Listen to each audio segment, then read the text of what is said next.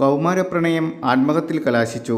നെട്ടയം ചെങ്കൂർ തെക്കുംകര വീട്ടിൽ നൗഷാദ് താഹിറാത്ത് ബീഗം ദമ്പതികളുടെ മകൻ സബിൻഷായും പൂയപ്പള്ളി മൈലോട് ദേവനികേതത്തിൽ ദേവനന്ദയുമാണ് ശാസ്താംകോട്ട തടാകത്തിൽ മരിച്ച നിലയിൽ കണ്ടെത്തിയത്. വ്യാഴാഴ്ച ഇരുവരെയും കാണാനില്ലെന്ന പരാതിയുമായി രണ്ട് വീട്ടുകാരും പൂയപ്പള്ളി പോലീസിൽ പരാതി നൽകിയിരുന്നു. ഇരു വീട്ടുകാരും പ്രണയവിവാഹത്തെക്കുറിച്ച് സംസാരിക്കുകയും ചെയ്തിരുന്നു.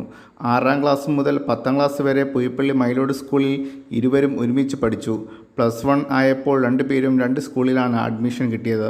ദേവനന്ദയ്ക്ക് ആദ്യം കൊട്ടറ ഹയർ സെക്കൻഡറി സ്കൂളിലാണ് അഡ്മിഷൻ കിട്ടിയത്. പിന്നീട് ഓടനാവട്ടം KRGPM ഹയർ സെക്കൻഡറിയിലേക്ക് മാറി.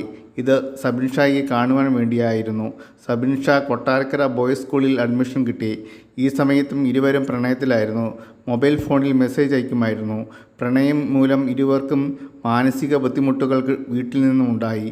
പ്രണയവുമായി ബന്ധപ്പെട്ട് രണ്ടു പേർക്കും മാനസിക പ്രശ്നമുള്ളതായും പലപ്പോഴും ദേവനന്ദ സ്കൂളിൽ വെച്ച് കരയുമായിരുന്നുവെന്നും പോലീസ് പറഞ്ഞു. ഇരുവരും കാണാതായ ദിവസം മൊബൈൽ ഫോൺ കൊണ്ടുപോയിരുന്നില്ല.